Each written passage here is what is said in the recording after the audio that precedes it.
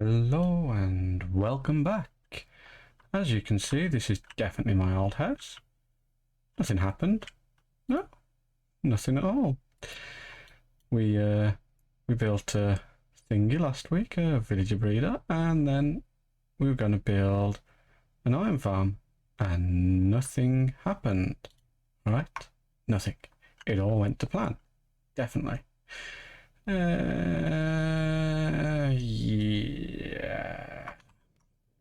So, we failed.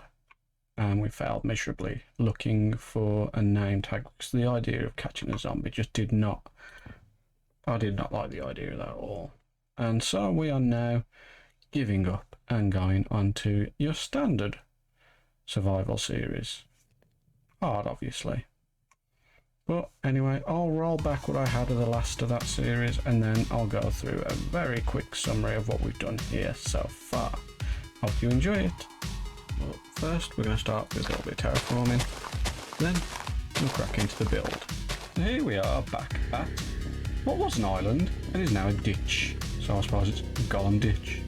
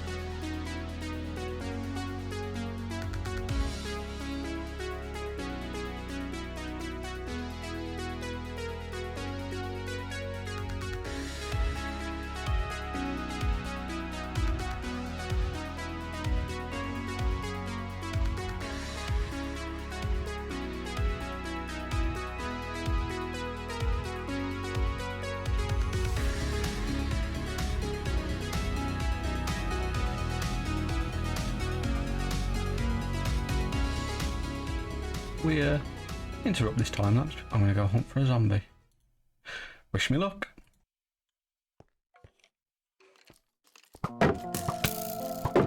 And we're in luck. Okay, we're going to run in here, we're going to light that up, and then we're going to run out of here. Hopefully not die. No.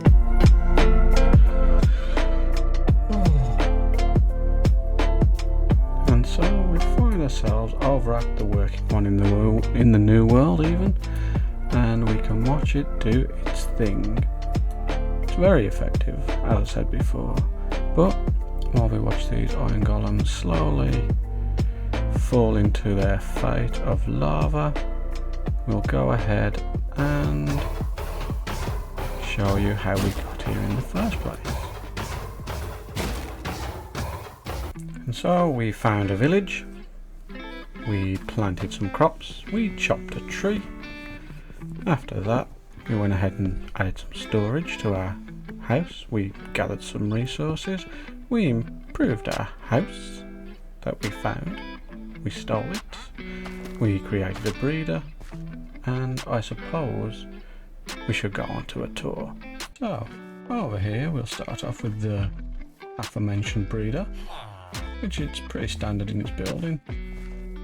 Really ugly at the moment, but I do plan on probably meeting it up, maybe this episode, maybe next, all depends how I feel. Over here is our little entrance to the second part of the breeder. I should probably turn the breeder off.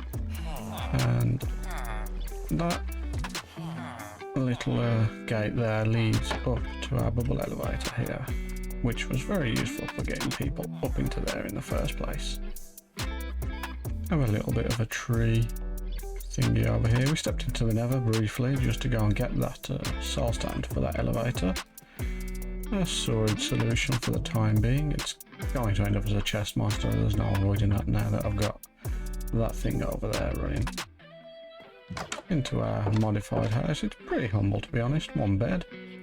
Our few diamonds of the world that we've got so far. We also got a pickaxe. A little bit of storage for the farm here. Onto our nice little patio. Over here is the town itself, which we are in the midst of tearing down, as you can see. Got a pretty cool way down into the caves. A couple of water, not really elevators, just water paths that head down. Oh, the glow icon looks really cool in this shader pack. But yeah, down there goes right the way down to bedrock. So I'm not going to go down there, but that's where we've got our diamonds. Down this way is just the cave system that we were hunting and sorting out. No reason to go any further. There's nothing exciting down there, just death and destruction.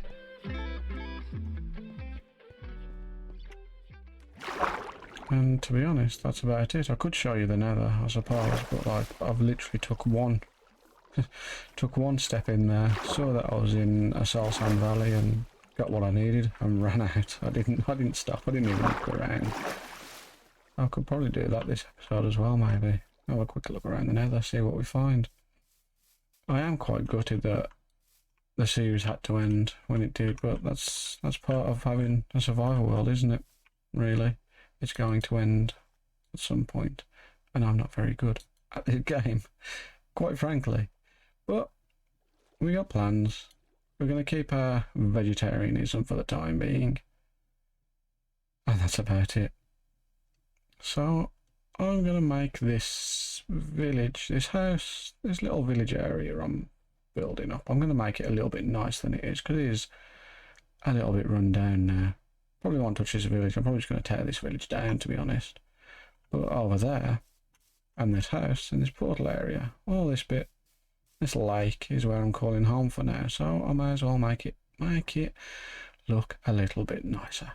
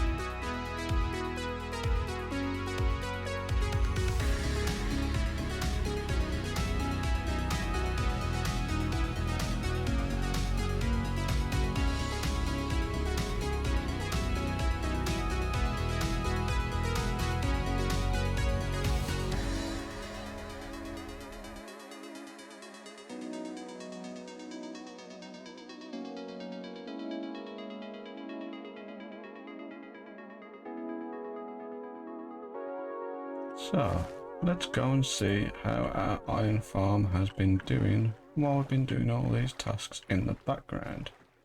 Now, I have noticed that it's not dropping as much as I expect. It's not constant, but regardless, look at those rates. That is ridiculous. For the sake of what? Probably an hour? And we got 2.5 stacks, not including what we already took. That is damn good. Now, as you can see, we've cleaned up the outside. Oh, probably put some steps there as well. Yes, clean up the steps. Anyway, we've turned this into storage, as you saw with the time-lapsing. I don't know if you can class it as time-lapsing when it's literally, I suppose it is really, a very cinematic time-lapse, if I do say so myself, which I do. Anyway, yes, so we're in the midst of sorting this out. I do need to move my iron to somewhere where it's just iron, I think, with the amount we're going to be getting. It's okay for now. Moved, so this has become literally just a shed. Sorry, changing train of thoughts right in the middle of a sentence then. Oh, I will one day be eloquent. So yes, this is now just a storage shed with a nice little patio out here. Got our smelters, not smelters, what are these now? They're smokers, there we go, for all of our produce that we've set up a farm for, ideally over here. So we've got beetroot over in this section, which it's beetroot, probably not going to be using it, but it's an option. Over here we've got all our potatoes, which need harvesting and replanting and cooking. Over here's carrots, which will eventually take over as our main food source once we've got our gold farm up and running, which might be next episode, might be the one after. We'll see. Either way, next week we are going into the nether over there.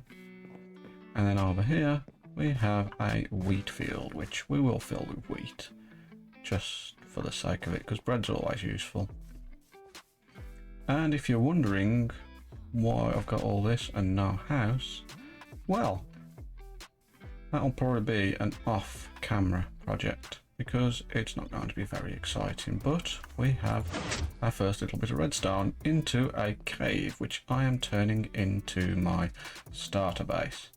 I have a habit of this, taking over a house and then when I've outgrown it, turning it into storage or abandoning it. That's what I did last time. So, move that there shut. I'll see you next week.